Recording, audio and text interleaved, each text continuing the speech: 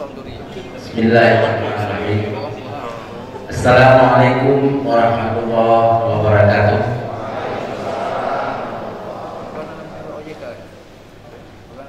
Alhamdulillah nahmaduhu wa nasta'inuhu wa nastaghfiruh wa na'udzu billahi min shururi anfusina wa min sayyiati a'malina may yahdihillahu fala mudilla lahu wa may yudlilhu fala hadiya lahu.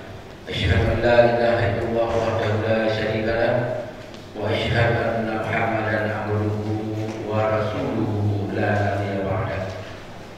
Pertama dan terutama sekali, marilah sama-sama kita mengucapkan puji dan syukur kehadirat Ilahi Rabbi Allah Subhanahu wa taala, di mana pada pagi yang berbahagia ini kita masih diberikan rahmat iman dan Islam, kesehatan dan kesempatan, sehingga alhamdulillah kita sudah berada di aula dinas Islam pada saat ini untuk sama-sama kita mengikuti dialog yang dilaksanakan oleh Dewan Syariah Aceh. Seterusnya salawat dan salam kita sampaikan kepada baginda Rasulullah Muhammad. Bapak-bapak narasumber yang kami muliakan, kegiatan dialog ini adalah berawal dari beberapa pengusaha yang menginisiasi untuk melakukan audiensi dengan DSA. Pada pertemuan tersebut yang kita lakukan 9 Juni pada tahun 2023, mereka minta untuk silaturahim dan dipertemukan dengan bapak-bapak, baik dengan Bapak Kepala OJK, Bapak Kepala BI, Bapak Kepala Dinas PPSI, dan juga Direktur Utama Menyampaikan agar sambutan pendukung beliau di hari yang sama terpaksa harus meninggalkan kita karena harus berangkat ke Jambi dalam acara STQN di Bali. Maka oleh karena itu beliau memintakan kepada Prof. Sakti selaku Ketua Desa untuk menggantikannya. Maka oleh karena demikian kami minta kepada Prof. Sakti untuk menyampaikan kata-kata sambutan. Langsung nanti beliau akan menyampaikan sedikitnya materi yang akan disampaikan menyangkut dengan peran syariah Aceh dalam peningkatan kepatuhan perbankan di Aceh. Ini teknisnya nanti ya akan disampaikan oleh dialog ini akan dipandu oleh Pak Prof. langsung biar singkat padat dan jelas. Terima kasih, hanya sekedar pengantar. Seterusnya kami usahakan Prof.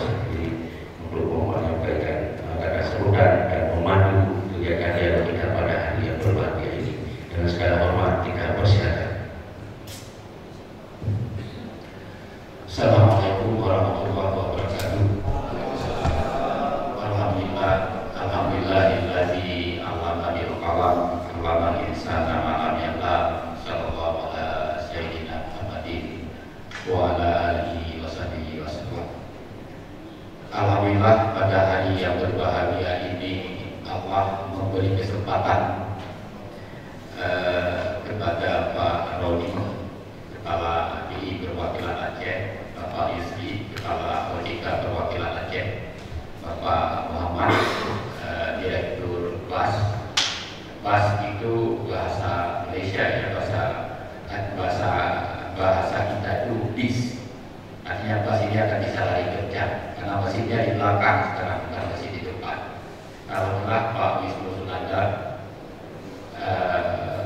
bapak-bapak pengusaha dan para pimpinan bank syariah yang ada di Aceh, Bank Muamalah, BCA Syariah, Bank Danamon Syariah, Kopi Syariah, Bank BTN Syariah, CIMB Niaga Syariah, Bank Mega, para pengusaha, dan juga ada Ustaz Tarmizi di DSK, Dewan Syariah Muhammadiyah Banda Aceh,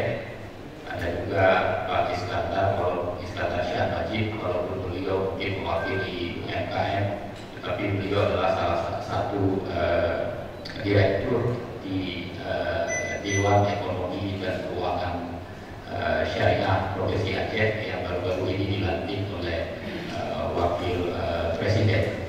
Artinya ini salah satu titik ya, yang akan memetakan atau menentukan strategi penguatan ekonomi syariah di Aceh. Bapak Ibu sekalian, alhamdulillah pada kesempatan yang berbahagia ini di tengah kesibukan ini apalagi kepala-kepala anak kepala satu kadang-kadang harus menghadirkan badan di banyak tempat. Tapi alhamdulillah pada hari yang berbahagia ini Allah memberi kesempatan bagi kita untuk hadir pada acara dialog antara pengusaha, regulator dan dunia perbankan. Terima kasih kawan-kawan pengusaha karena sudah melakukan audiensi dan ternyata keinginan ya untuk kita saling curhat apa masalah di lapangan, dan begitu juga dengan kawan-kawan praktisi perbankan, mereka sebenarnya juga ingin curhat tapi tidak ada yang mau mendengar. Maka kooperasi di Aceh berdasarkan prinsip syariah. Prinsip syariah dimaksudkan di sini adalah sesuai dengan akar-akar keuangan. Kalau kita melihat tujuan dari kamus ini, saya pikir sangat mulia sekali. Pasal 5 Kanun Lembaga Keuangan Syariah menyebutkan ada 8 ya, ada 8 tujuan kanun yang ini saya pikir menjadi kewajiban kita agar kanun ini tidak hanya seperti dokumen-dokumen lain indah ya bunyinya, tapi realisasinya ya tidak bisa dimenentukan. Yang pertama sekali adalah tujuan kanun ini mewujudkan perekonomian Aceh yang Islami. Lembaga keuangan syariah bebas dari riba, bebas dari gharar, ya bebas dari maisir. Nah, saya pikir itu yang pertama. Nah, kemudian yang kedua, tidak kalah penting ketika kita melaksanakan ekonomi berbasis Islami, maka dia diharapkan ya menjadi penggerak dan mendorong pertumbuhan ekonomi Aceh, menghimpun dan memberikan dukungan pendanaan serta menjalankan fungsi lembaga keuangan berdasarkan prinsip syariah, menjalankan fungsi sosial lainnya termasuk memanfaatkan harta agama untuk kemaslahatan umat berdasarkan prinsip syariah, mendorong peningkatan pendapatan asli Aceh, meningkatkan akses pendanaan dan usaha bagi masyarakat, membantu peningkatan pemberdayaan ekonomi dan produktivitas masyarakat, dan yang terakhir membantu peningkatan pendapatan dan kesejahteraan masyarakat. Saya pikir kawan-kawan pengusaha sangat memahami kita punya tujuan yang mulia, tetapi dalam perjalanan yang mungkin ini masih pada tahap-tahap awal memang ada permasalahan yang memang perlu dibenahi ya. Mewakili BI perwakilan Aceh, kemudian Pak Yusri Kepala OJK perwakilan Aceh. Maka dalam berbagai forum saya sering mengatakan bahwa ketika terjadi ya pelanggaran atau operasional lembaga keuangan syariah tidak sesuai dengan syariah, maka DSA hanya punya wewenang untuk menegur atau memberi surat peringatan. DSA tidak punya wewenang untuk mencabut nyawa lembaga keuangan syariah. DSA punya gigi, tapi ketika menggigit ternyata giginya gigi palsu. Ya, tapi walaupun demikian ya, dengan adanya OJK, kita pahami OJK adalah malaikat pencabut nyawa lembaga keuangan syariah. Ya, maka dengan ada OJK dalam DSA menjadikan gigi DSA yang palsu itu menjadi setengah asli. Juga ada Pak Roni ya. Nah, Bapak Ibu sekalian ya, apa yang sunat-sunat ini ya, yang sunat-sunat yang harus dilakukan? Maka kanun ya, lembaga keuangan syariah ya, kalau kita baca sisir, kita baca kanun, kalau saya menyebutkan ada beberapa pasal selamat yang menjadikan lembaga keuangan syariah ini bisa mesejahterakan masyarakat Aceh. Yang pertama apa? Pasal 14 ayat 4. Lembaga keuangan syariah harus mendongkrak bisnis usaha mikro, kecil dan menengah. LKS harus mengalokasikan pembiayaan untuk UMKM minimal 30% tahun 2020 dan 40% pada tahun 2024. Pembiayaan yang pro pada UMKM. Maka ada pengusaha yang mengirimkan data menunjukkan kok ini masih jauh dari harapan.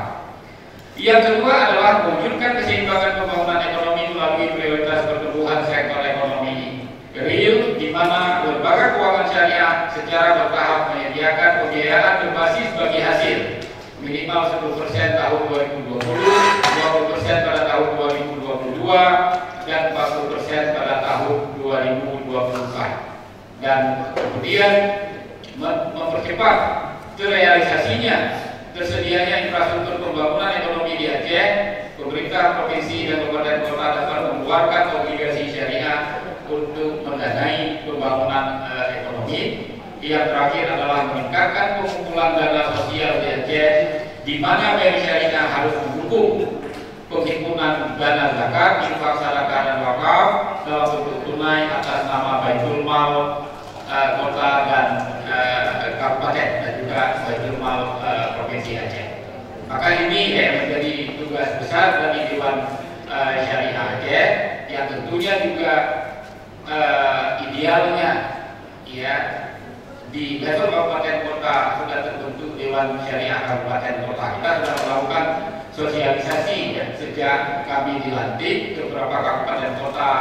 Namun ya pembentukan Dewan Syariah Kabupaten Kota ini perlu dorongan kawan-kawan ya agar bisa wujud dengan segera.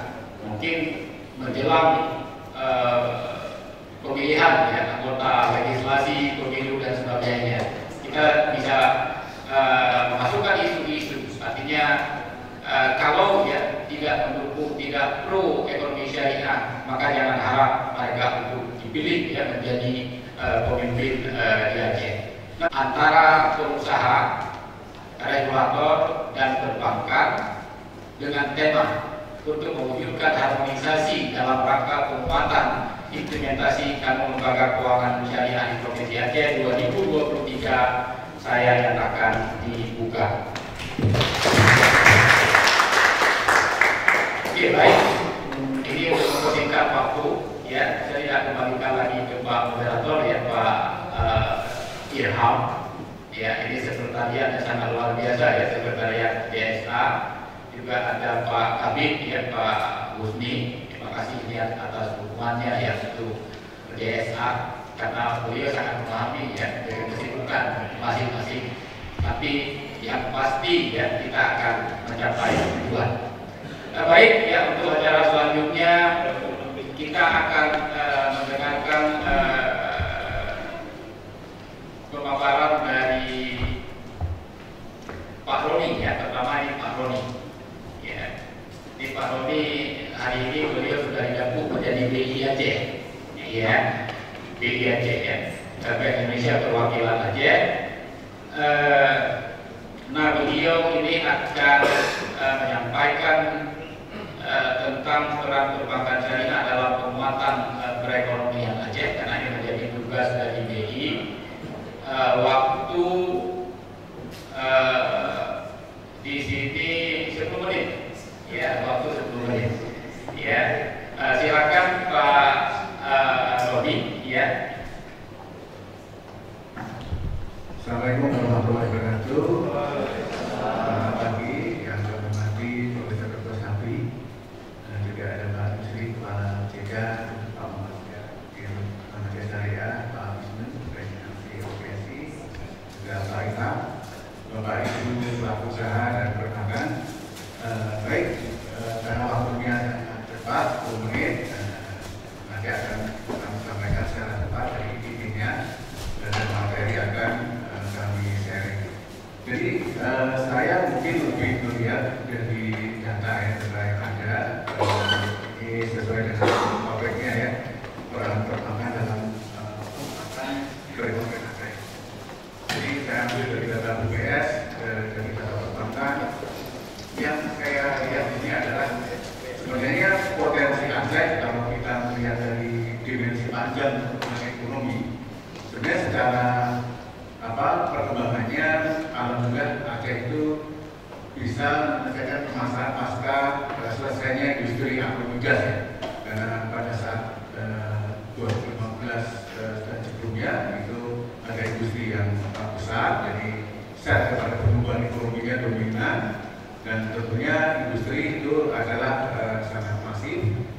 yang pasca itu adalah sektor ekonominya banyak bergantung pada sektor primer.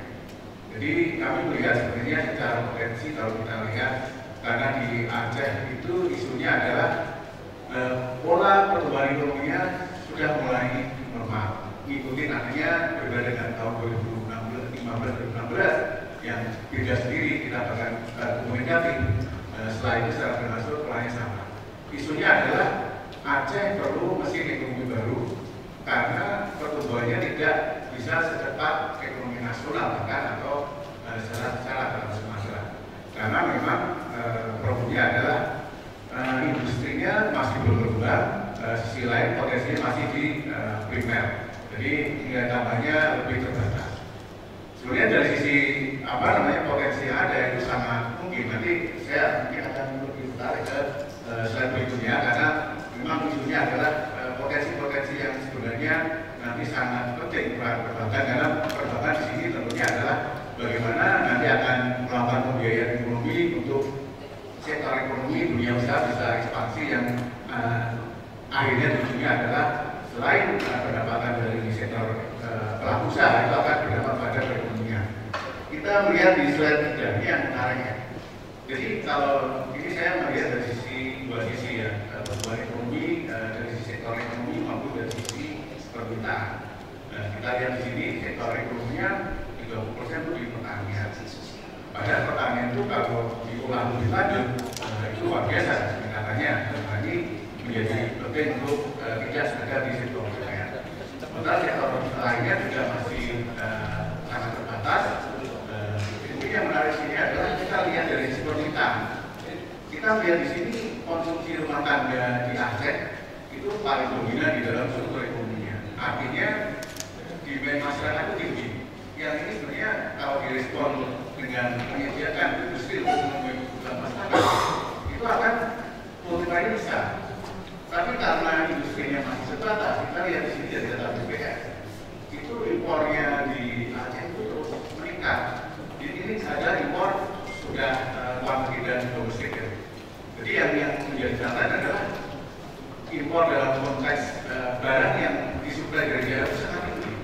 Jadi ini yang harusnya menjadi potensi untuk bisa dioptimalkan oleh pelaku usaha di sini. Jadi dengan demand yang tinggi ternyata belum bisa direspon dengan meningkatnya industri yang tentunya ini akan berdampak positif kalau itu akan menjadi pendorong pengembangan ekonomi. Jadi ini yang Assalamualaikum warahmatullahi wabarakatuh.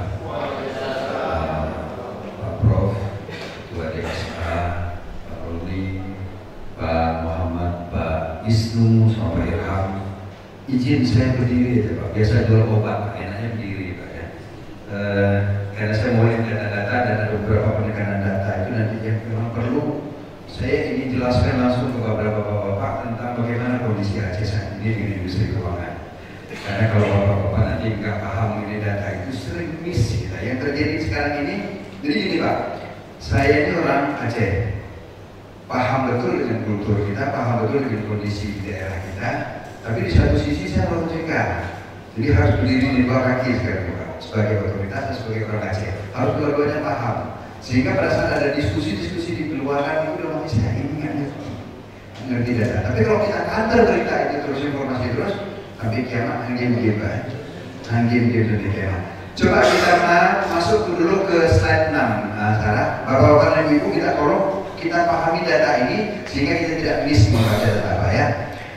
Jadi jumlah entitas ini adalah jumlah perusahaannya dengan jaringan kantornya yang kondisi di Aceh. Kita fokus saja bahwa saat ini 7 bank umum syariah yang ada di Aceh di sini di Aceh Pak, mulai dari Bank Aceh Syariah, BSI, BJA Syariah, Bukopin Syariah, BTPN Syariah, Bank Muamalat Indonesia, satu lagi Bank BTN UUS Pak, BTN UUS. Jadi ada 7 UUS ini dengan jaringan kantornya 328 kantor Pak. Kantor cabang, kantor pusat, kantor cabang, kantor cabang. Nggak ada kantor kas lagi. Ada 328. Lalu ada 6 unit usaha syariah. Ada Sinarmas, ada Maybank, ada BTN Syariah semuanya ada 6, ada 26 jaringan kantor. Lalu ada 12 BPRS di Aceh, 43 jaringan kantor, ada 2 BPR. Jadi banyak Pak jaringan kantor. Jadi kalau ada yang bilang cuma ada BSI sama Bank Aceh, enggak. Kantornya banyak Pak, ini jumlah jaringan kantornya. Jadi jangan dibebankan kepada BSI sama Bank Aceh terus. Nah, yang lain gak ikut-ikut. Kawan-kawan saya perbankan ada di sini, hadir di sini. Ya Pak ya, itu satu. Yang kedua di perusahaan-perusahaan ini, perusahaan hasil pembiayaan saya nggak sebutkan, memang nggak boleh langsung ke kita Pak ya. Nah Bapak lihat jaringan ATM Pak. ATM kita itu sekarang seluruh Aceh itu ada 1162.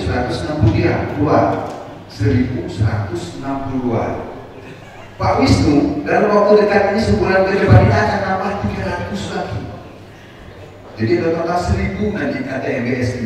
Pak Muhammad Syah akan nambah sekitar 50 lagi dari jumlah yang ada. Artinya apa Pak? Luar biasa sudah jaringannya. Dibandingkan waktu ada konvensional dulu 1.200 Pak, 200 Mas isinya. Ini hampir sama dengan yang lalu. Artinya apa? Semua sudah ada jaringan kantor. Jadi kalau dikeluhkan nggak ada jaringan kantor, dulu memang iya ada kantor unit, ada kantor kas. Nah sekarang aturan baru OJK nggak boleh lagi status kantor itu sampai berhenti sampai cabang, nggak boleh lagi kantor kas, nggak ada lagi kantor unit. Jadi jangan disalahin bank buka kantor unit. Memang aturan OJK nggak membolehkan lagi kantor-kantor kecil. Oke, sampai di situ Pak ya, bahwa tidak salah bank nggak buka kerja pedesaan segala, enggak, aturannya memang sudah begitu. Oke, kita lihat sekarang Pak ya. Oke, ini dari sisi jumlah entitas. Berikutnya coba lihat cara ini. Oke, nggak usah kita sebut lagi. Nah kalau kita lihat jaringan kantor sudah berkurang, nambah ternyata di bawah. Itu totalnya hampir sama dengan yang sekarang. Kondisi ada kanun dengan tidak ada kanun. Baik, berikutnya. Ini jumlah bank yang ada di kita Pak. Jadi bapak-bapak nanti kalau menjumpai ini yang ada bank yang ada di Aceh. Tapi permasalahannya numpuknya di Aceh, kota Banda Aceh. Ada sisa sedikit ada di Birun dengan Lux Mame. Lainnya numpuk di Banda Aceh. Pertanyaannya kenapa ya di Banda Aceh aja mereka? Potensi ekonomi kita memang masih kecil. Jadi mereka dirikan cabang saja di sana sudah cukup untuk mengakomodir kebutuhan masyarakatnya. Jadi kalau tanya, butuh di daerah itu butuh ekonomi kita butuh bank berbanyak, jumlah bank itu butuh banyak di sana sehingga menumbuhkan ekonomi. Kita sudah ukur dengan ada mereka itu cukup kok. Tinggal masalahnya aksesnya. Begitu akses, kalau dulu masyarakat kita kan menganggap urusan bank harus ke kantor bank. Padahal sekarang sudah berubah. Bisa lewat agen, bisa lewat marketing digital, bisa lewat laku pandai. Jadi banyak akses-akses itu. Nah itu memang yang harus kita coba terangkan kepada masyarakat kita bahwa jangan lagi berharap akan dibuka kantor cabang pembantu di desa-desa terkecil. Itu kecil kemungkinan sekarang. Karena semua bank sudah berubah, polanya sudah harus pola digitalisasi, mengurangi jumlah fisik kantor, tapi lewat marketing dan digitalisasi. Ini jumlah kantor-kantor bank yang ada di Bapak. Barangkali mungkin kalau ada yang belum ada semua, ada kawan-kawan ada di sini semua. Ini jumlah kantornya. Baik, berikutnya Pak, saya izinkan nanti Pak Prof kalau lewat waktu diingatkan saya, lupa diri kalau ngomong Pak. Kita lihat kinerjanya Pak ya. Saya yang paling seru ini melihat kinerjanya. Biar Bapak-bapak tahu, nanti saya coba mulai dari sisi aset. Pada saat konon belum berlaku, total aset yang ada di Aceh ini sekitar 60 triliun Pak. Sekarang posisi Agustus ini sudah 53 triliun. Artinya hampir sama. Dulu dikeroyok hampir 18 bank yang ada di Aceh, total aset hanya 60 triliun. Sekarang hanya ada sekitar 7 US dan 6 US sudah 53 triliun Pak. Artinya hampir berimbang. Tinggal sedikit lagi sudah rebound, sudah kembali posisinya. Dengan kondisi Acehnya Pak, dengan kondisi Acehnya yang katakan kemiskinan kita, pertumbuhan ekonomi kita hanya 4,53 ya Pak atau ya Pak Roni ya. Ini sudah kembali Pak, sudah kembali hampir sama dengan kondisi sebelum ada konon.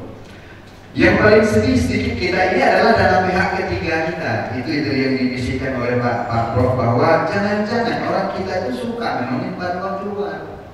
Artinya tapi Aceh butuh kita dana, tapi kemudian turun dana itu.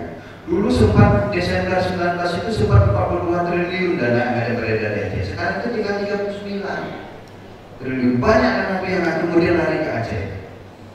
Kenapa? Bisa jadi memang personal orang-orangnya dan pengusahanya memang suka nyimpannya di luar, kemudian nyalahin bank dan melemparkan kredit kemari, bisa jadi itu. Tapi data kami tidak menangkap itu, Pak. Data kami menangkap dana otsusnya turun, Pak. Otsusnya turun jadi 1% tahun ini, sehingga 3,5 triliun tidak masuk ke Aceh. Makanya terjadi selisih, Pak. Dulu ada 42, 41, sekarang 39. Jadi intinya sekitar itu dana otsus itu kita nggak ada lagi. Bayangkan kita aja sangat tergantung sama dana otsus ini untuk diputarkan oleh perbankan. Kalau itu berkurang, maka akan jadi ini, Pak. Dana kita semakin turun, dana kita semakin turun. Nah, kita berharap nanti akan masuk dana-dana lainnya. Kita lagi pembiayaan, Pak. Pembiayaan ini kredit, Pak. Kredit dulu, Pak. Pada saat sebelum ada kodok itu, total pembiayaan oleh seluruh bank yang ada di Aceh totalnya 35,89 triliun. Sekarang posisi Agustus sudah 36 triliun. Coba lihat, Pak. Kan luar biasa sudah tumbuhnya. Jadi kalau kita mengatakan bank itu tidak tumbuh, bank itu tidak lebar kredit, ini buktinya, Pak. Saya mau datang, ini kan orang Aceh, Pak. Izinkan maafkan saya kalau saya menggugu-gugu ngomong, Pak, ya. Karena saya paham kondisi di lapangan dan paham data. Ini Bapak lihat, dulu 35, sekarang 36. Kalau kita berbicara di daerah lain tumbuhnya year on year itu 6%, kita tumbuhnya 12%. Coba hebat nggak Aceh? Hebat nggak bank di Aceh itu mengekspansi pembiayaan? Saya salut, Pak, dengan teman-teman saya, mulai dari BSI, Bank Aceh, Bank Bukopin, Bank Danamon, segala macam. Walaupun kecil-kecil, tapi semua ekspansi, semua lakukan pembiayaan. Intinya ini, secara year on year ini tumbuh 12,36%. Nasional aja tumbuh 6 sekarang, Pak. Nasional aja tumbuh 6, kita tumbuh 12%. Belum kita berkaya year to date-nya 7,9% dari Januari sampai sekarang tumbuh 7,9%. Satu lagi yang paling menarik, Pak. Kalau Bapak-bapak, saya sering katakan miris, Pak, karena orang Aceh berbicara secara nasional, saya sering ditertawakan sama orang-orang, Pak. Aceh banyak betul maunya, Aceh banyak betul ngatur begini. Share-nya cuma 1% aja nggak nyampe. Share kita, Pak, perbankan kita untuk nasional 1% aja nggak nyampe. Nah, kalau share kita 1% nggak nyampe, kira-kira didengar nggak ngomong kita di luar? Enggak, Pak. Pak, menanya ini 1% yang dulu ya protes dan kira-kira lagi nyalain PHB Jawa ini atau pusat. Tapi itu kondisinya memang yang harus kita sebut bahwa kita belum terlalu kuat untuk mempengaruhi orang lain. Makanya kita di Sumatera juga kita terendah, di Sumatera kita terburuk. Ya ini memang kecil. Secara nasional aja aset kita 0,48%, dana pihak ketiga 0,44%. Setiap ada usulan sesuatu untuk perbaikan untuk perekonomian di Aceh, mereka sebut orang pusat sering sebut, Pak, segini lucu banget, ngomong apa? Makanya mereka kemudian akhirnya cenderung pada sesuatu program-program baru itu keluar yang memang kontribusinya besar, di atas 5%. Kita kecil, Pak. Tapi apa yang menguntungkan kemudian, Pak? Menguntungkan kemudian ternyata kalau kita lihat sisi NPL-nya atau NPF-nya, Aceh itu masih tergolong bagus, Pak. Aceh itu 1,90% orang yang macetnya kira-kira sedikit ya, Aceh. Dibanding nasional itu 0,5. Artinya apa? Perilaku orang Aceh ini untuk hutang membayar kembali jauh lebih bagus dibanding nasional. Walaupun ada 1-2 yang kemudian sedang dalam kita maintain. Yang kedua, tadi juga Pak Rodi menyebutkan, ada namanya data FDR atau LDR, Pak. Jumlah dana yang masuk kemudian diekspansi. Rasio sehatnya menurut OJK itu adalah 90, Pak. Tapi bank-bank di Aceh itu sudah 94. Pak Wisnu lagi, Pak. Saya izin Pak Wisnu, saya sebut Pak Wisnu sudah 120 loh, Pak. Sudah nggak sehat lagi sebenarnya Pak Wisnu di sini. Artinya apa? 90 uang masuk. Itu yang beliau kirim kasih kredit itu 120. Gila. Pertanyaannya dari mana Pak Wisnu uang? Pak Wisnu utang dari seluruh Indonesia. Bawa uang kembali, kamu mengasih kredit ke Aceh. Pak Muhammad saya juga seperti itu sudah 90-an juga. Artinya apa? Habis-habisan genjot buat Aceh. Jadi artinya kredit itu besar lahir di Aceh. Kalau ditanya orang, banyak nggak kredit di Aceh? Ini Pak, data perbankan sudah nggak sehat lagi, sudah 94. Mestinya 90, optimalnya 90. Tapi kemudian sampai 94. Ya teman-teman, ada dari Bukopin, dari Mega, dari Muhammad segala macam. Mereka mengambil uang dari luar, di luar Aceh, bawa kasih ekspansi untuk masyarakat kita Aceh. Luar biasa sudah besar. Kualitasnya bagus, kreditnya juga tumbuh sampai dengan 10%, 12%. Kemudian FDR-nya sudah tidak sehat, saya juga digenjot terus, artinya tumbuh Pak. Nah tumbuhnya ke mana sekarang pertanyaannya? Pak, kredit itu tumbuh itu kemana masuknya? Slide berikut Pak. Nah ternyata bagian sini Pak. Di sektor pembiayaan ada yang namanya, nggak baca ya, bisa di zoom nggak? Bisa dilihat bapak-bapak yang lain, ibu juga bisa melihat. Ada namanya, bukan, nggak bisa ya. Ini ada konsumtif Pak, ini konsumtif, ini modal kerja, ini investasi. Kalau kita berbicara berdasarkan jenis penggunaan, besar betul di konsumtif, iya. Kita lihat nanti kenapa sebabnya. Lalu pembiayaan berdasarkan kategori itu ada UMKM, ada non UMKM. UMKM itu ada 27,84%, non UMKM 72%. Sampai sini barangkali kan ngomong bapak-bapak ya, seperti ngomong di luar, main konsumtif bapak tidak bisa main masyarakat kita memang masuknya di situ. Kita lihat Pak di sini, industri paling banyak tumbuh 211% tumbuh dari jumlah biaya ini ada di pembelian kendaraan motor. Iblo motor ada yang menembaknya. Motornya konsumtif nggak? Salah. Coba kalau data gini kan kita nggak bisa nyalakan kan, oh besar konsumtif ya, enggak, konsumtifnya juga mainnya di mobil. Nanti saya tunjukkan ada satu data lagi Pak, sudah lagi beli mobil, bukan di Aceh beli mobil di luar Aceh. Makanya Bapak melihat itu banyak betul di kelas dari sini. So salah Pak kita, salah orang kita, atau salah ekonomi Aceh, atau salah kolon. Nah, kalian Pak kan, coba kita lihat Pak. Tumbuh kredit pembiayaan kendaraan bermotor ini 211% Pak.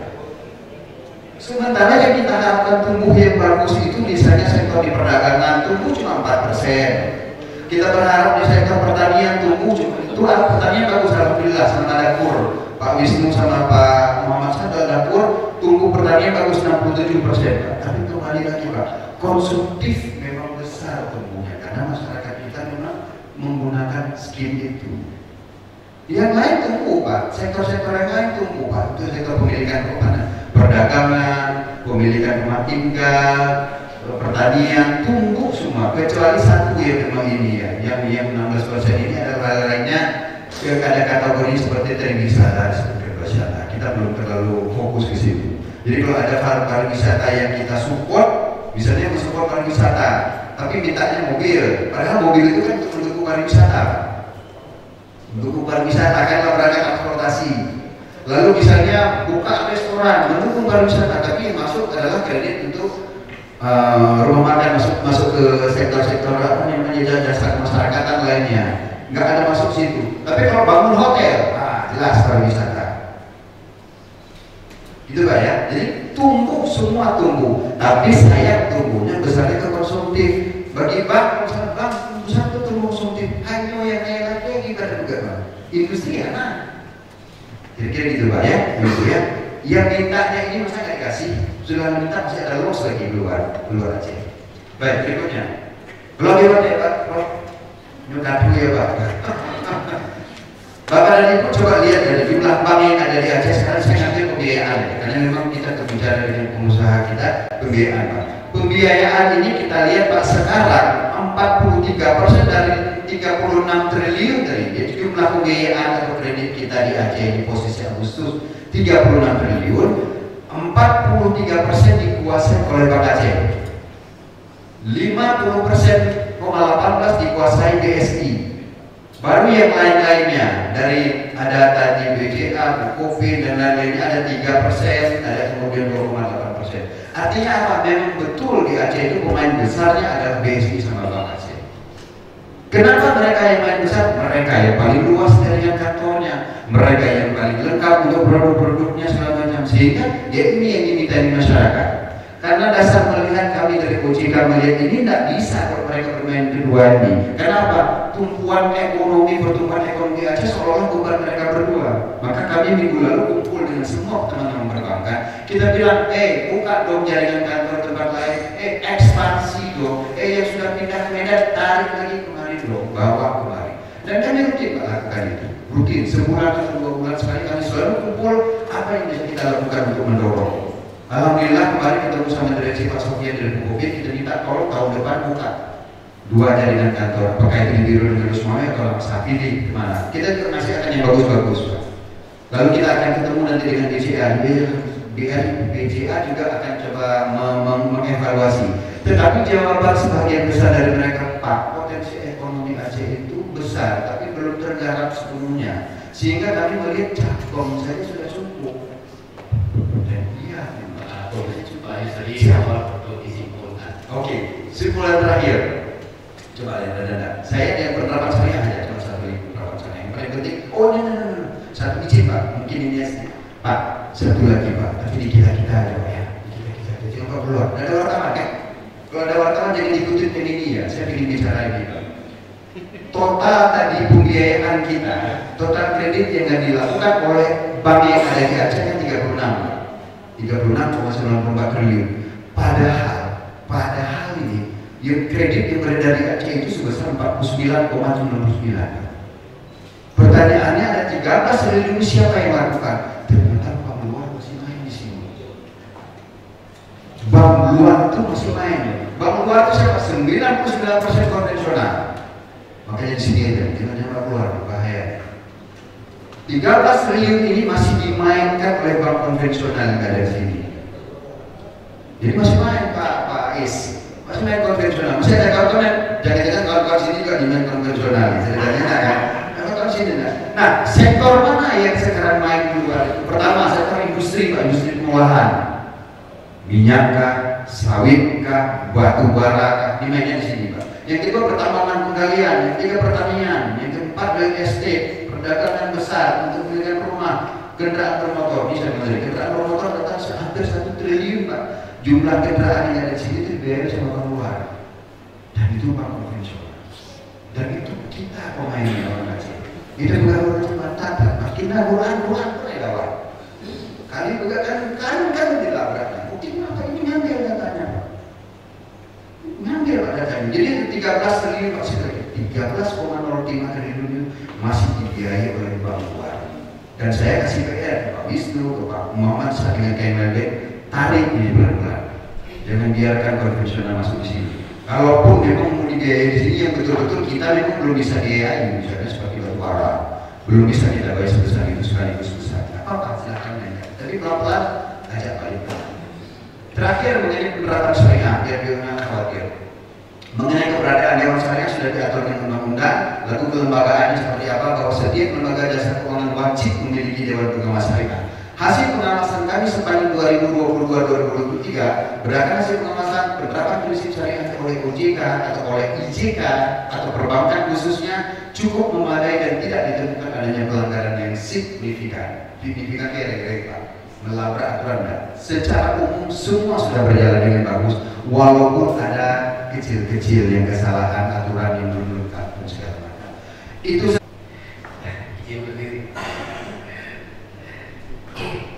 Bismillahirrahmanirrahim. Assalamualaikum warahmatullahi wabarakatuh.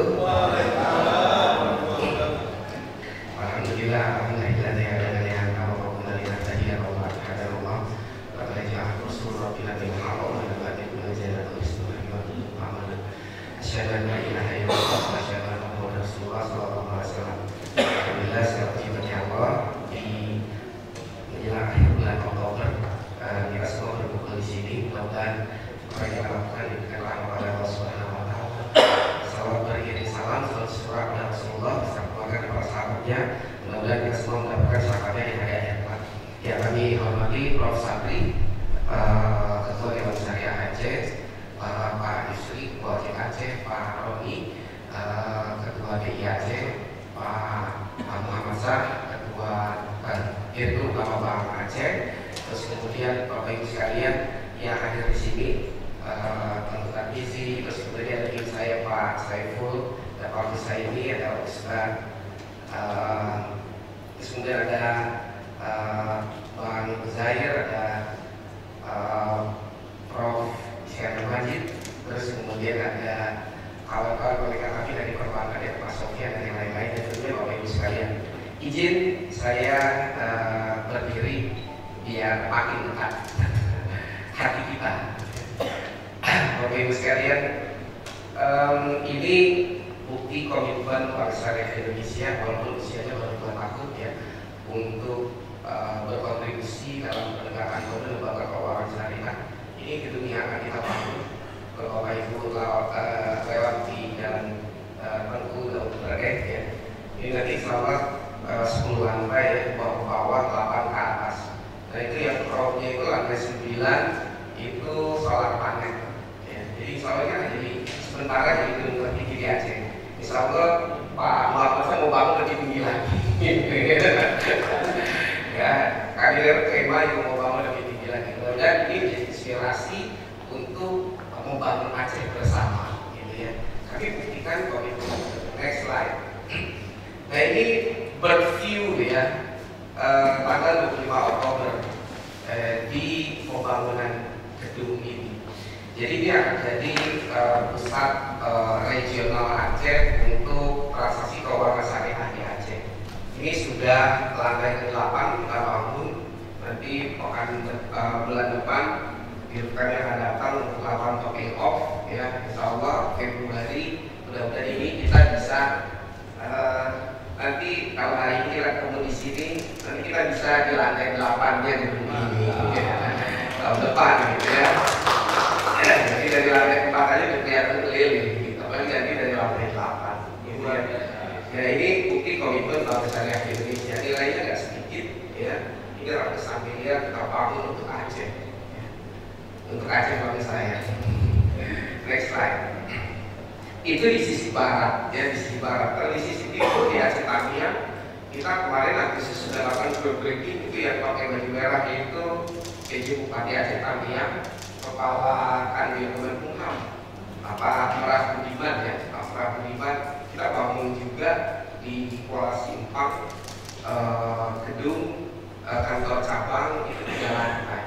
Ini sudah kita lakukan groundbreaking dan sekarang sudah pembangunannya sudah berjalan. Kita ingin memberikan message kepada seluruh stakeholders di Aceh, para pemerintah daerah, kepada para pengusaha, kepada rakyat Aceh, bahwa BSI siap bersedia untuk bangun Aceh. Kita bangun gedung landmark di sisi barat, di sisi timur kita bangun gedung tinggi juga, tapi nggak setinggi yang di barat di Aceh Tamiang. Next slide. Insya Allah ini dua-duanya akan selesai di Februari. Ya, karena yang di sini 17 bulan, target pembangunannya yang di sana 6 bulan. Jadi insya Allah dua-duanya selesai Februari.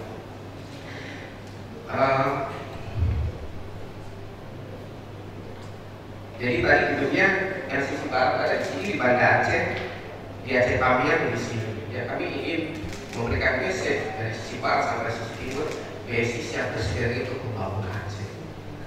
Jadi gedung jaringan kantor kami ya ada 703 mesin ATM ya, terus kemudian ada 160 kantor cabang. Nah kantor cabang BSI itu dari mana saja itu kok tiba-tiba bisa jadi banyak. Kami merupakan gabungan dari 7 bank ya, setelah kode lembaga keuangan syariah Mandiri, Bank Mandiri mentransformasikan bisnisnya ke Mandiri Syariah, BRI ke BRI Syariah, BNI ke BNI Syariah plus Bank Mantap. Kemudian kita merge. Jadi kalau Bapak tanya unit BRI yang dulu itu ada di Lampung masih ada nggak? Ada. Cuma kita tekankan statusnya jadi KCP seperti yang tadi saya sampaikan. Terus kemudian jadi Bank Syariah Indonesia. Ada nggak di Silabang Simeulue? Ada kantornya. Ada nggak di Jambong? Jambong itu 2 jam itu dari Takek itu meliuku. Ada nggak di belakang jalan tukang kakek HP segala? Ada. Gitu ya. Jadi karena mentransformasikan bisnisnya ke syariah, gitu ya. Next slide. Jadi cabang-cabangnya masih ada. Nah, saya mau kasih informasi seperti yang tadi disampaikan oleh Pak Yusri. Bank Syariah Indonesia BSI di Aceh itu per September kita sudah salurkan pembiayaan itu 18,8 triliun ya. Dana pihak ketiga yang ada di BSI itu ada 15,36 triliun. Jadi kalau Pak Yusri bilang sehat atau nggak sehat ini sebenarnya. Karena kami salurkan pembiayaan lebih banyak. Selisihnya berapa? 3,5 triliun ya. Jadi 3,5 triliun itu uangnya kita ambil dari mana?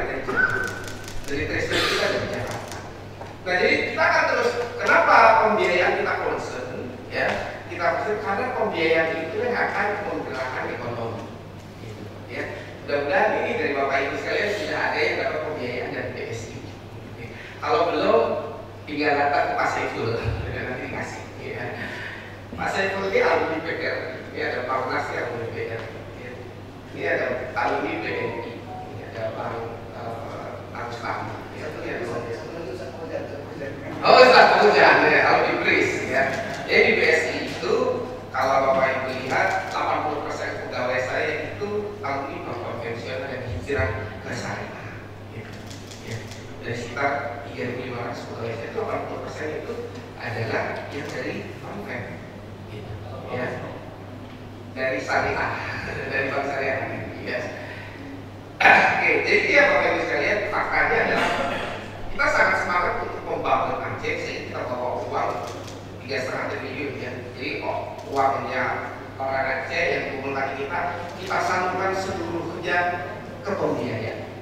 Plus kita ambil lagi dari luar, ya kita salurkan lagi ke pembiayaan. Insya Allah nanti jumlahnya yang kata Pak Yusri tadi ada sisi sekitar 13 triliun, nanti itu akan berkurang ya. Kenapa yang kami lakukan? Kalau kemarin kita beresin layanan, ya, terus kemudian micro meeting kami beresin, terus kemudian small medium enterprise kami beresin. Sekarang kita sudah bergerak ke komersial banking, ya. Jadi pengusaha-pengusaha Aceh, ya, yang bisnisnya di Aceh, terus kemudian tinggalnya di Medan atau tinggal di Jakarta, kita lagi deketin. Lalu kita berhasil bawa 200 miliar dari Bank Profesor Imania ke Aceh. Insya Allah. Kemudian ada 65 miliar yang kita rumah sakit dari Pak Konven. Yang karena pada saat konversi kodum itu komersial itu memang dibawa ke Medan, nggak dikasih ke yang syariah. Pak Yusuf tahu, iyalah, kan saya konversi dari Mandiri ke DSM, jadi saya tahu komersial itu kan diputusnya di Medan. Ya, BI dibawa ke Medan. Nah, sekarang kita lagi gerilya satu persatu kita bawa ke Aceh. Insya Allah kalau ada halangan dia akan ada gede lagi pengusaha Aceh masuk dari konven ke BSI itu 500 miliar ya. Kita akan biayain kapal tanker ya, ini pengusaha Aceh ya. Insya Allah nanti akan ada hotel lagi, BSI yang biayai bangunan di Aceh untuk Aceh tercinta ya. Oke, jadi yang kita akan berkurang. Jadi kita udah fokus ke commercial banking, termasuk yang selain bangunan adalah distributor financing kita sudah beresin. Kita usahanya sudah ada, kita akan salurkan sehingga nanti yang tadi Pak Yusri bilang itu nanti akan semakin berkurang ya. BSI sangat serius untuk garap komersial dan corporate banking. Kalau kemarin Presiden Jokowi 10 Februari itu meresmikan yang pabrik NPK di Pupuk Iskandar Muda, kita masuk sindikasi untuk pembangunan pabrik itu 290 miliar. Jadi BSI sangat serius untuk bangun Aceh. Mulai dari yang mikro, SMP sampai komersial dan corporate banking kita siap. Yang penting pertanyaannya, ayo kita bantu, gitu ya. Bapak Ibu sekalian yang punya referral pengusaha-pengusaha Aceh yang masih berbisnis di Medan, di Jakarta, ayo kasih ke kami, kita berikan fitur-fitur yang insya Allah nggak kalah dengan yang mereka dapatkan di konvensional. Next. Ini pembiayaan UMKM. Jadi kalau di tahun itu 40% ya, artinya di 2024 40% masuk UMKM. Kalau saya Indonesia sejak 2021 itu sudah 40%. Jadi komposisi pembiayaan tadi ya, itu per September itu pembiayaan produktif kami ya UMKM ini belum termasuk yang komersial banking itu 44%. Sementara di 2002 kemarin 42% gitu.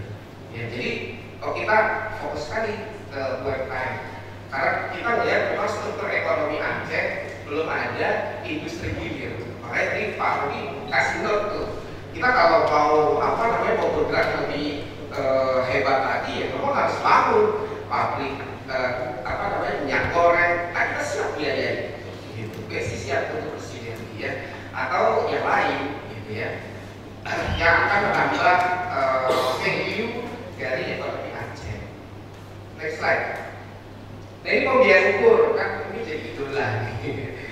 alhamdulillah karena ada subsidi margin dari pemerintah. 2021 kami salurkan 1,6 triliun untuk 30.000 pelaku usaha. Kur 2022 kita salurkan 2,7 triliun, hampir 2,8 triliun ke 39.000 pelaku usaha. Per September kita salurkan 2,7 triliun ke 40.000. Per tanggal 24 itu sudah 2,9 triliun untuk 43.000. Jadi total selama hampir 3 tahun kami di Aceh, kami sudah salurkan pembiayaan kur untuk para pelaku usaha itu 7,3 triliun. Berapa pelaku usaha mikro yang dapat kur? Itu 114 pelaku usaha. Jadi nah ini kan sangat serius gitu untuk menggarap supaya usaha ini bergerak apalagi pasca Covid kemarin. Ya, jadi insya Allah kemarin Pak Jokowi selain meresmikan pabrik pupuk NPK ya Februari di Loksemawe, itu juga target kurnya BSI itu 3 triliun. Alhamdulillah Pak Muhammad sekarang sudah dapat kuota ya. Bang Aceh sudah dapat kuota kur, PNM dapat kuota kur, terus kemudian Pegadaian juga dapat kuota kur. Jadi akan semakin banyak saluran untuk kuota kur. Insya Allah kami lagi cek ya dalam 2 hari ini. Kalau nggak hari ini ya bulan depan ya, per tanggal 24 Oktober itu 2,952 triliun ya, sudah hampir selesai 3 triliun. Jadi target yang harusnya selesai di Desember kita tarik ke Oktober. Mudah-mudahan Oktober ini akan kita tutup menjalurkan pembiayaan kur itu 3 triliun. Itu Bapak Ibu sekalian. Next slide. Ya, sektornya mana aja? Ya, sektornya semua sektor, mulai dari perdagangan, pertanian, pertambangan dan seterusnya. Ini kur. Kabupaten kota yang paling banyak memanfaatkan itu Aceh Tamiang. Ya, tahun lalu itu Banda Aceh. Ya, jadi ini 23 kabupaten kota semuanya dapat. Ya, untuk pembiayaan kur tadi. Next slide. Nah, ini kan yang selalu ditanya apa sih yang dilakukan. Jadi Bapak Ibu sekalian, hari ini BSI punya 700 mesin ATM. Ya, insya Allah untuk menyambut PON, PON-nya kan masih September tahun depan ya. Kita lagi sudah masuk dalam rencana bisnis banknya BSI di tahun 2024. Kita akan nambah 300 mesin ATM, sehingga nanti ATM BSI ada 1.000. Ya, Pak Muhammad nanti akan sampaikan berapa yang akan tambah di 2024. Sehingga nanti jumlah total ATM yang ada di Aceh tahun 2024 akan lebih banyak daripada saat bank konvensional beroperasi di Aceh. Pada saat bank konvensional beroperasi di Aceh, ATM itu ada 1.421. Hari ini tadi Pak Yusri sampaikan 1.162. Ya, BSI akan tambah 300, jadi 1.422. Nanti Bank Aceh ada berapa? Gitu ya. Kemudian Pak Sofian dikasih berapa? Insya Allah akan lebih banyak daripada saat konvensional beroperasi di Aceh. Jadi bank saya itu sangat siap ya untuk terus berkembang ya. Kalau tadi angka sudah lebih banyak ya angka pembiayaan, tapi memang masih punya PR di dana ya, masih punya PR di dana. Tapi insya Allah kami sangat yakin ya, jadi kalau layanannya semakin bagus gitu ya, ini pengusaha-pengusaha besarnya nanti kita ajak ke gedung kami ya, melihat kita sangat serius membangun. Nanti mudah-mudahan nanti dananya akan baik. Edisi Merchant kami hari ini ada 900. Insya Allah Pak Yusri nanti mohon dukungannya, kita akan tambah jadi 2.100 tambahannya. Nanti akan ada 3.000 mesin edisi. Kita lagi menunggu izin acquiringnya keluar, karena sekarang kita masih pakai izin ibu gitu. Kalau izin acquiring kami keluar, itu nanti akan lebih murah biayanya, kira-kira kayak gitu ya. Terus kemudian basis map agen kita akan tambah lagi mesin edisinya sehingga nanti jadi 5.000. Nah, ini yang menarik nih Bapak Ibu sekalian. Tadi Pak Yusri bilang laku pandai ya. Pada saat kami konversi briling dari BRI ya, dari BRI itu 6.600 briling. Hari ini kita punya 17.000. Ini BSI aja. Ya. Artinya apa? Ini makin berkembang. Ya, kenapa? Karena itu jadi sumber mata pencaharian. Kita sekarang punya 17.000. Kris ya, transaksi kris kami ada 25.000. Messi mobile kami ada 700.000. Mudah-mudahan makin banyak ya transaksinya cashless. Karena di Aceh itu transaksi cash basis itu masih sangat tinggi dibandingkan dengan regional BSI region yang lain-lainnya. Ya. Next.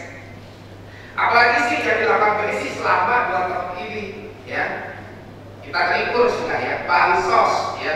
Bansos ini hampir 3 triliun kami salurkan ke program pemerintah ya. 2021 1 triliun, 2022 947 miliar, September kemarin 1,1 triliun. Kepada berapa? Ini 2021 766 kelompok penerima manfaat kepala keluarga ya, dan seterusnya. Program Indonesia Pintar hari sampai September kita sudah salurkan ke 350.000 siswa ya. Ini PIP yang dari Kementerian yang dari Kementerian itu 117.000. Tahun lalu untuk tenaga kerja kami salurkan untuk bantuan subsidi upah ya, kerjasama dengan Kemenaker ya. Next, ini bansos bos ya, ini ada tahun lalu ada 1.978 madrasah, tahun ini ada 715 madrasah yang kita salurkan. PIP untuk ustadz di pesantren kita sudah salurkan 3,32 miliar ke 3.800 santri guru atau ustadz yang ada di pesantren ya. Kalau itu semuanya proyek thank you, proyek thank you biasanya ada untungnya nggak ada gitu kan. Ini uang lewat aja nih. Atensi ini untuk apa namanya difabel ya, ada rumah sejahtera terpadu, kartu tani digital. Nah ini kuota ini baru kita kasih di Aceh Besar karena dari Kementerian Pertanian MOU-nya dari kita hanya untuk di Aceh Besar. Next lagi program pemerintah semua. Nah apa sih yang sudah fasilitas lainnya yang sudah kami berikan juga ya? Pertama BSI, jadi Bank Operasional 1 per November 2022. Jadi Bapak Ibu sekalian, untuk para pengusaha yang kerjain proyek APBN itu bisa langsung FBN BSI. Gitu ya. Assalamualaikum warahmatullahi wabarakatuh. Alhamdulillah, wassalatu wassalamu ala asyrofil anbiya'i wal mursalin wa ala alihi wa sahbihi ajma'in. Pertama kita beri syukur dari Allah Subhanahu wa taala yang mana sampai saat ini kita masih diberikan nikmat iman, nikmat Islam, salawat serta salam kepada dunia kita Nabi besar Muhammad SAW. Yang kami hormati Pak Prof. Sabri, Ketua Dewan Syariah Aceh, Bapak Yusri, Kepala OJK Aceh, Pak Roni, Kepala BI Perwakilan Aceh, Pak Wisnu, CEO BSI Region Aceh, dan seluruh rekan-rekan kami, para perbankan dan pelaku usaha yang telah hadir di awal Dinas Syariah Islam. Baik, karena saya terakhir mungkin saya cepat saja, sama sebenarnya yang akan disampaikan oleh pemateri kita. Intinya bahwa Bank Aceh siap mendukung ya seluruh kegiatan para pelaku usaha yang ada di Aceh, namun dengan syarat tetap berlaku. Next. Oke, saat ini Bank Aceh memiliki jaringan kantor itu 595 jaringan, 1 kantor pusat, 26 kantor cabang, 132 cabang pembantu. Kita ada 29 payment point, 12 mobil kas, 50 mesin CRM dan 346 ATM. Jadi kita hampir seluruh tersebar di wilayah Aceh, dan kita juga memiliki 2 cabang di luar Aceh, yaitu cabang Medan dan cabang di Jakarta. Insya Allah dalam waktu dekat juga kita akan membuka ekspansi ke cabang Batam. Ya, untuk kita lihat bahwa hari ini kita di Bank Aceh, aset kita dari 24 triliun, dan pihak ketiga 23, pembiayaan 18. Ini mungkin agak berbeda dengan yang tadi disampaikan oleh kawan kita Pak BSI, bahwa pembiayaan kita ini masih porsinya masih kita jaga secara ideal, yaitu di angka 85%. Karena kita kantor pusatnya di Aceh, Pak, kita nggak bisa meminjam dana yang dari seperti Pak Wisnu bisa menggunakan dana dari bank-bank cabang lainnya yang ada di Indonesia. Kita juga sampaikan tadi bahwa DPK kita ini murni tidak hanya dari Aceh, Pak. Kita juga mengambil dari dana yang ada di Jakarta. Makanya kita buka cabang di Jakarta itu hampir 2,8 triliun yang sudah kita himpun dari Jakarta. Tentunya dengan biaya mahal. Karena kita nggak bisa mengandalkan lagi, Pak. Bank Aceh ini hanya mengelola dana Pemda, Pak. Seperti Pak Yusuf sampaikan tadi, dana khusus kita makin lama makin kecil, Pak. Tahun kemarin cuma 4 triliun. Soalnya tahun ini kan terjadi pengurangan lagi. Oke, next. Untuk absorpsi pembiayaan UMKM gitu ya. Kalau kita tahu bahwa hari ini Bank Aceh terus disorot sebagai bank ASN, wajar Pak, karena Bank Aceh adalah milik pemerintah Aceh, di mana kita harus melayani aparatur sipil negara yang ada di Aceh, dan tentunya ini juga yang menjadi captive market kami Pak, keunggulan kami Bank Aceh. Dan tentunya kami hari ini berkomitmen ya, untuk terus mendukung pengembangan pembiayaan UMKM yang ada di Aceh. Ini kita hari ini kita salurkan itu di angka 1,9 triliun dengan 12.870 nasabah itu per September. Kita juga telah membuka 35 gerai UMKM ya, di seluruh Aceh.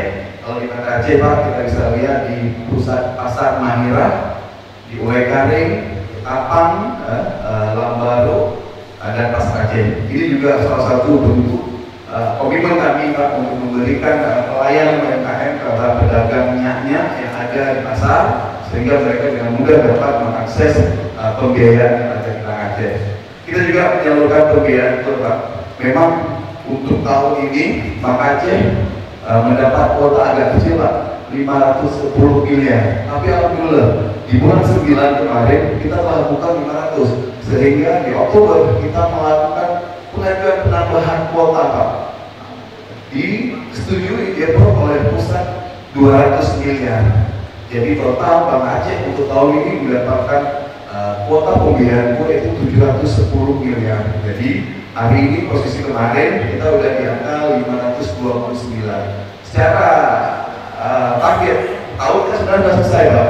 Tapi karena kita lihat bahwa animo masyarakat masih cukup baik untuk mendapatkan kur di Bank Aceh, kita memberanikan diri untuk tahun depan kita minta kuota 1,5 triliun. Mudah-mudahan ini di-approve oleh keuangan, oleh pusat, sehingga makin banyak para pelaku UMKM yang bisa kita layani tentunya. Next. Untuk saat ini, ya, Bank Aceh juga telah melakukan transformasi digital platform kita. Ya. Ini dengan Pak Yusri juga kami mohon supportnya Pak, supaya apa yang kita cita-citakan di RBB ini bisa terrealisasi semua. Karena memang kalau kita lihat ini ada yang masih bintang-bintang ini sudah dalam proses uang elektronik Pak, digital lending, dan tentunya juga ada beberapa produk baru yang harus kita wujudkan di dalam tahun ini. Kita juga mengharapkan ke depan ya, Bank Aceh ini bisa mengeluarkan uang elektronik yang selama ini ya, kita gunakan masih kita co-branding dengan bank lain. Tentunya dengan adanya uang elektronik yang milik Bank Aceh ya, ini bisa kita manfaatkan untuk semua transaksi yang ada di Aceh. Oke, next. Kalau kita lihat bahwa Bank Aceh juga ini sedang membangun yang namanya Action API, ya. Di sini ada virtual account, digital lending, dan kita juga sedang mengupayakan Bank Aceh menjadi salah satu LKS PWU, penerima wakaf uang tunai. Alhamdulillah dari OJK telah memberikan rekomendasi, ya, telah selesai dan sekarang sedang proses di pusat di Badan Wakaf Nasional. Jadi seolah dalam waktu dekat kita juga akan bisa menerima wakaf tunai dari para masyarakat Aceh ya, untuk memberikan pekerjaan Bank Aceh dalam mengelola menerima wakaf. Oke, lanjut ya. Nah, di sini karena kita merupakan panggil pemerintah daerah, tentunya juga kita sudah mempersiapkan digitalisasi layanan keuangan untuk Pemprov dan Pemkot mengenai pendapatan dan pengeluaran. Ya. Kita sudah ada nanti digitalisasi untuk SP2D online, e-store, dan virtual account. Juga alat transaksi yang kita gunakan hari ini, ya, kita sudah memiliki kartu ATM atau debit. Kita bedanya belum memiliki kartu kredit, ya, dengan berbasis syariah. Oke, next. Terus ya, dari bus, ya, ya sebelah kanan, ya. Oke, ada ibu ini. Oke, Oke, sebelah sini 2 orang. Ya, Ibu. Ada lagi? Oke, baik. Kemudian di tengah ada Pak Uzair dan kakak kita ya, Pak Zubair. Uzair dengan Pak Zubair ya. Oke, silakan. 2 ya, sudah 4. Satu lagi, Ustaz Fauzan. Ustaz Fauzan ya, di belakang ya setelah itu ya. Oke, silakan Bu yang mohon ringkas padat. Silakan yang berapa perkenalkan diri. Assalamualaikum warahmatullahi wabarakatuh. Perkenalkan, nama saya Cumeneng. Saya beralamat daerah Simpang 3 Aceh Besar. Nama usaha saya Maneh Karya. Jadi Pak, pertanyaan saya, permasalahan kita pengusaha kecil ya Pak, seperti kami ini selaku UMKM, sulitnya pembiayaan bila tanpa anggunan, dan juga kenapa kur diperbankan, dan juga kenapa dibebankan harus menggunakan jaminan. Para pengusaha kecil walaupun bunganya lumayan, tapi tidak ribet dan rumit. Pilihan itu hadir ketika pada butuh modal usaha, tapi slow respon dari pihak bank yang penuh dengan aturan sistemnya. Kami harap kepada instansi perbankan syariah akan mempermudahkan persyaratan untuk modal usaha, yang utama untuk pengusaha kecil seperti kami ini yang berhadir pada hari ini Pak. Sekian Pak, terima kasih. Terima kasih banyak. Silakan seterusnya. Terima kasih. Assalamualaikum warahmatullahi wabarakatuh. Perkenalkan, nama saya Eka Susanti dari Yayasan Madipa. Ini adalah dialog yang sangat menarik sekali ya, yang pernah juga kita buat pertemuan sebelumnya.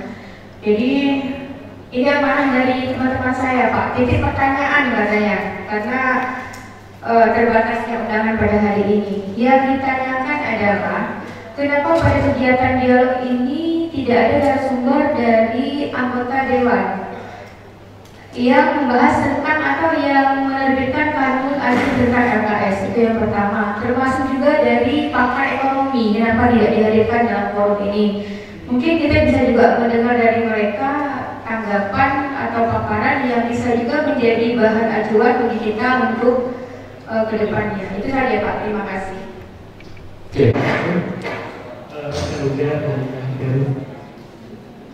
Saya kira ada beberapa hal ya.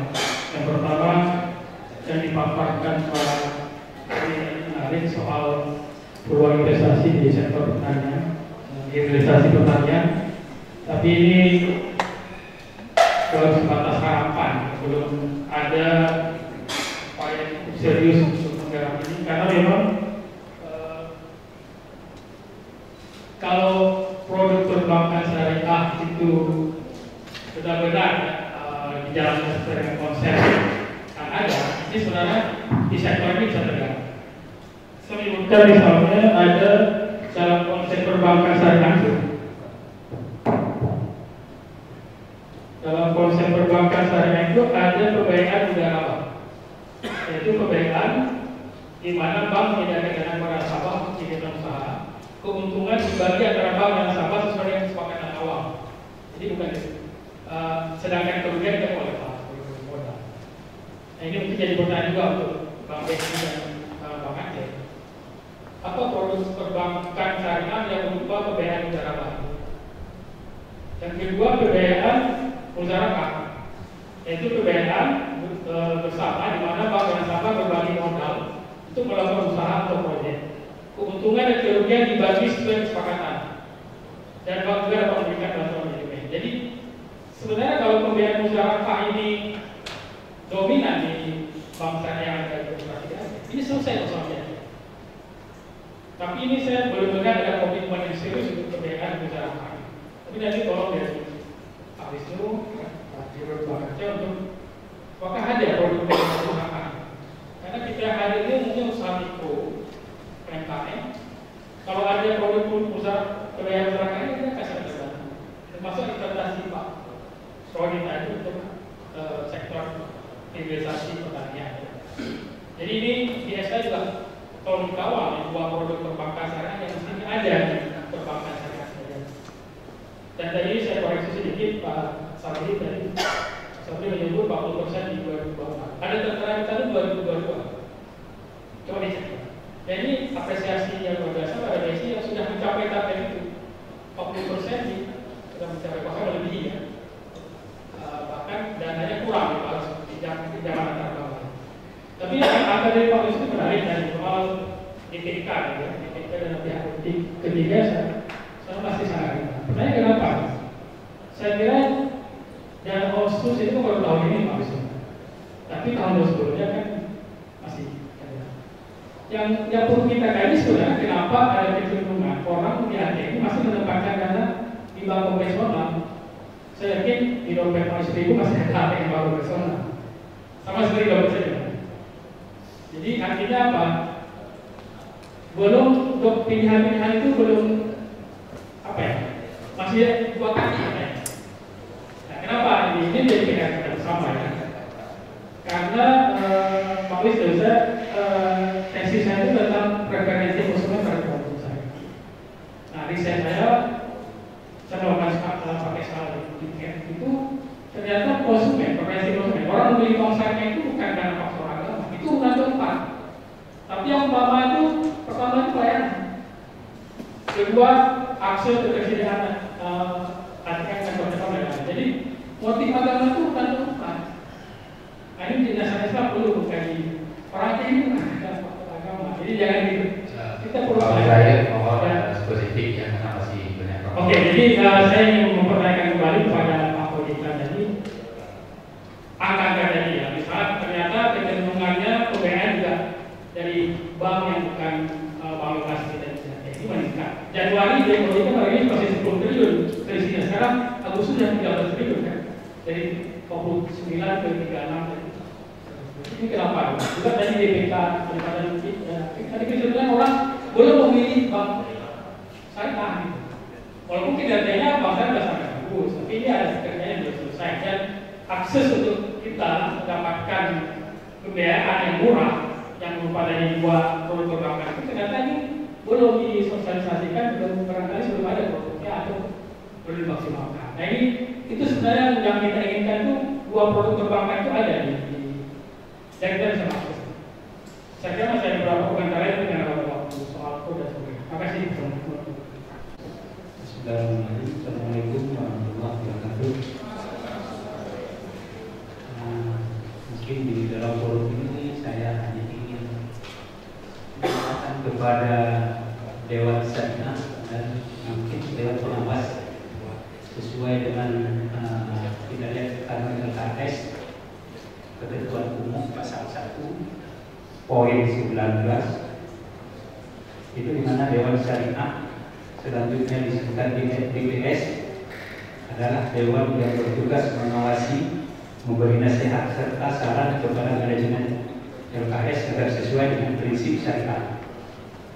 Kemudian poin 20 Dewan Syariah Aceh yang selanjutnya disebut DSK adalah Dewan yang berwenang mengatur dan mengawasi penerapan prinsip syariah pada seluruh transaksi keuangan yang dilakukan di LKS. Ini yang menarik, ini saya tanyakan, apakah selama ini Dewan Syariah dan Dewan Pengawas sudah melakukan tugas dan tanggung jawab seperti yang diamanatkan oleh kanun, atau hanya masih sebatas badan yang berdiri sendiri? Ini yang berdua, karena kalau seandainya kita lihat itu peran Dewan Syariah itu dengan OJK itu hampir seimbang. Tapi saya rasa saya lihat sekarang Dewan Syariah kayaknya belum. Tapi ini kita tanyakan kepada Dewan Syariah dan Dewan Pengawas. Dan seharusnya ke depan itu kalau kita rapat-rapat seperti ini di kantor Dewan Syariah jadi Bang. Jangan di kantor dinas syariah Islam, nanti seolah-olah Dewan Syariah itu kurang gaul. Dewan Syariah dan Dewan Pengawas harus ada satu kantor seperti OJK OJK seperti juga oleh BI. Kalau kita mau Dewan Syariah ini supaya berjalan, punya wewenang, punya gaung, jangan seolah-olah untuk ada pertanyaan kami tidak didengar oleh bank. Ini yang kacau 12 pasal. Nah, jadi terima kasih atas perhatian. Lebih kurang saya ucapkan Assalamualaikum warahmatullahi wabarakatuh. Silakan. Terima kasih. Assalamualaikum warahmatullahi wabarakatuh. Saya terima dari Budi. Oke, yang pertama mungkin Pak saya langsung aja sebagai IPS harusnya si mental Pak kita sudah kebetulan ya. Kalau Bapak tahu sudah cukup dibebankan ini bukan seperti kecil. Karena kami pelaku usaha sudah tahu, sudah merasakan. Jadi Bapak juga harus mencoba semua produk kita dan membandingkan sehingga tahu perbedaan pemain besar dan pemain kecil tadi. Yang kedua terus tadi Pak Muslim Pak Muhammad sebagai pemain besar kami minta perhatian mereka. Dokter tadi ngomong saya bilang pemain kali itu mereka pemain kecil tapi cukup membantu kami Pak Muhammad. Jadi mereka harus gratis Pak. Tarik tunai di ATM mana pun gratis akan mereka. Tapi memang Bang Aceh aja belum masuk ke invest. Sedangkan Bang BSI kita tugas ya, BSI kita membantu. Lalu kena biaya ya, 6.500. Artinya kenapa Pak? Dua bank ini koordinasi lah sama pemain besar, memberikan biaya transfer, ya, kalau pemainnya ada biaya cek. Ini kita tarik aja yang di Bang Aceh kita oke di sini ya. Saking kita mau Bang Aceh kalah dengan apa ya, warung ya yang terparkir ya. Terus selanjutnya Pak juga menggunakan fitur BSI sangat sulit Pak. Jadi tadi Bapak bilang ada itu apa bukan? Mohon sekali nomor marketingnya ditempel di situ Pak kami foto Pak. Kami kirim semua kemudian. Karena selama ini memang tak pernah ketemu. Bahkan beberapa teman-teman yang sudah melakukan pembiayaan disuruh pulang atau alasannya tidak pernah utang sebelum jadi nggak percaya.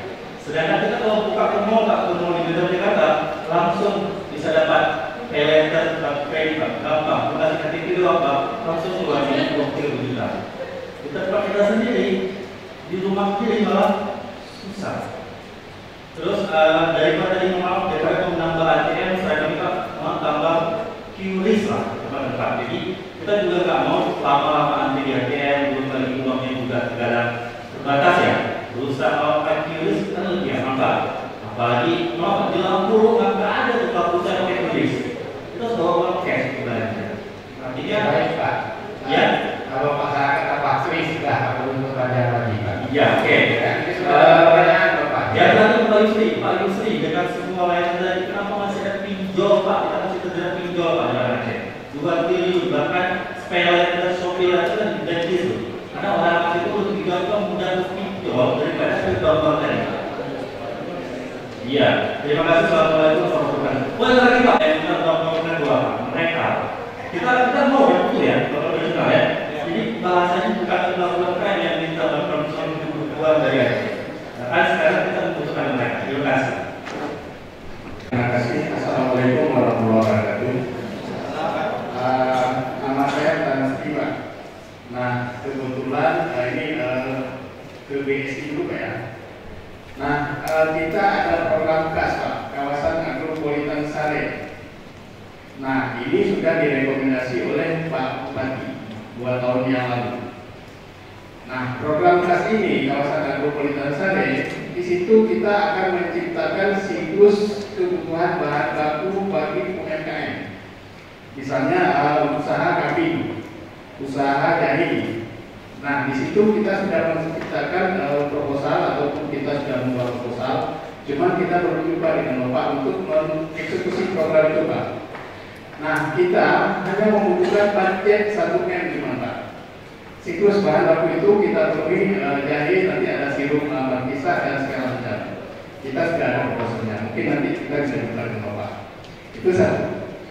Yang kedua, saya pikir permasalahan UMKM ini tidak habis Pak. Kalau tidak ada tempat pengaduan, jadi kita mohon kepada OJK maupun DI ada nomor pengaduan para pelaku Ini yang kita harapkan. Karena mereka seperti kita bilang tadi, ada pengambilan kredit code 5 juta harus pakai buku Honda. Kalau tidak ada itu, mereka juga diusir, tidak bisa. Jadi kalau ngadu kemana? Mereka tidak ada orang tua di sini Pak. Jadi orang tuanya itulah BI dan menikah. Itu aja Pak. Terima kasih. Wassalamualaikum warahmatullahi wabarakatuh.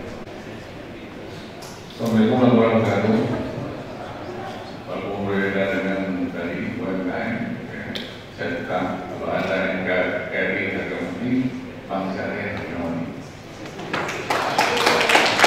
Tapi ada syarat Pak, ya, mohon bantuan. Alhamdulillah Pak Aceh sudah ada komunikasi, Pak Wisnu juga sudah berkomunikasi. Kasus Aceh Tenggara kemarin kita curhat tentang ada yang masih pakai beda dan langsung ditindaklanjuti. Ya. Jadi bapak-bapak ini harus serius. Pertama serius saya ATM. Kemarin saya pernah ke sini dari rumah saya dipanggilkan sampai Baru. Saya pikir hari raya cuma ATM jamaah.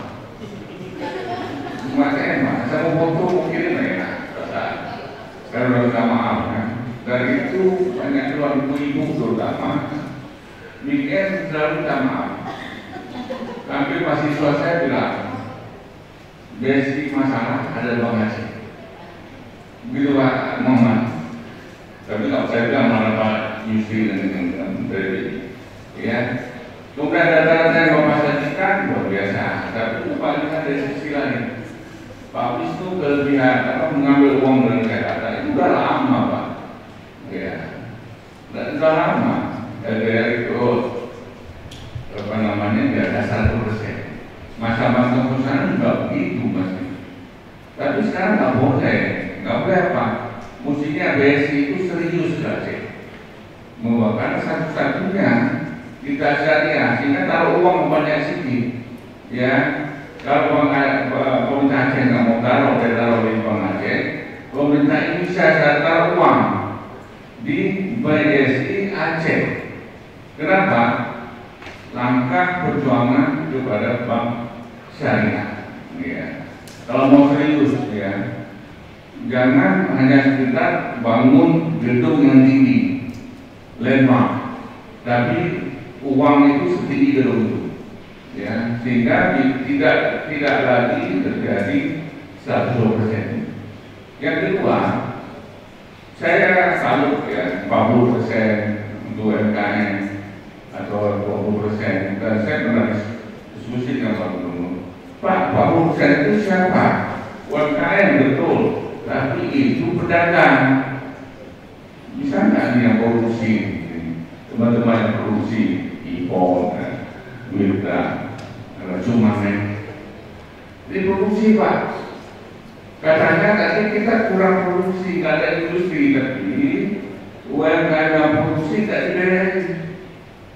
Ya, dari bereskan. Kenapa pedagang? Putaran cepat. Ya. Tapi ya barang orang lain dan kita selalu seru ketika masa otsus uang Aceh bertriliun masuk, tapi sebentar minat biayanya sekali lagi kemudian Jakarta. Nah sekarang masalahnya bapak-bapak tolong biayain UMKM yang produktif. Ya, kemudian juga BI saya izin Pak, kita masih masalah dengan kris. Apalagi sekarang sudah dikenakan biaya. Ya, ada teman-teman yang juga mengeluh ketika susah akses, kemudian kena biaya. Ya, terakhir, izin kalau boleh. Tadi statement itu menarik. Ya, kalau Bapak bisa sampaikan lagi, mohon mungkin UMKM mau videokan. Dia yang artinya yang saya baru tahu sampai 100 juta tanpa jaminan. Ya, supaya mereka bisa enak tidur. Ya, kalau yang 10 juta luar biasa, ini sampai 100 juta. Ya, divideokan, ya. Wartawan jangan videokan, ya, videokan, supaya kalau dia ke bank Aceh atau ke bank BSI dia bawa video itu. Sebagainya minat.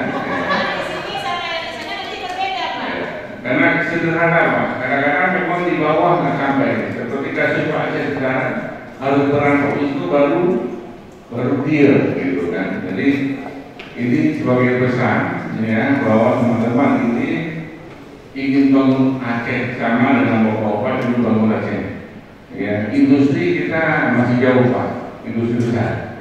Tapi industri kecil kalau izin terpenuh, insya Allah ya Aceh akan selamat. Gak perlu lagi dana khusus. Assalamualaikum warahmatullahi wabarakatuh. Sebenarnya saya sudah diwakilkan Pak Iskak, tapi ini mungkin saran aja ya. Kita sebagai pelaku usaha di sini sebenarnya ingin maju. Kalau boleh sebenarnya nggak bisa dijam sebenarnya ke Pak. Nggak perlu kalau dengan ada modal. Kalau kami jumpa di jalan kami nggak tahu mau menyapa siapa namanya. Saya perkenalkan, saya Nurjana dari UKM dari Dapur Ana. Kita bergerak di bidang kuliner. Makanya saya bilang tadi sebenarnya yang saya tanyakan sudah diwakilkan sama Pak Is. Saya senang juga Pak. Cuma di sini yang mau saya bicarakan penambahan syarat aja. Bagaimana selaku pengusaha yang baru, bukan baru sudah berjalan, tapi dia pada saat itu sudah jatuh, dia terpuruk, tapi sekarang ini dia bangkit. Tapi karena ada permasalahan pembayaran di bank itu sendiri, mereka sudah pernah pinjam, tapi karena usaha mereka agak menurun, pembayaran agak macet.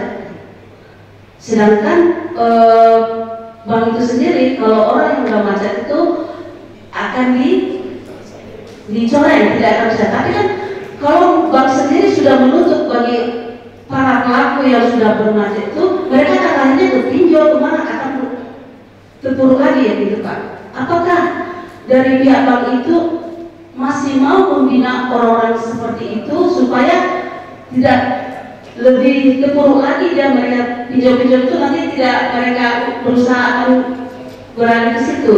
Saran saya, bisakah kembali dibina UKM yang sudah bermasalah Pak, jangan di blacklist, mohon dibantu.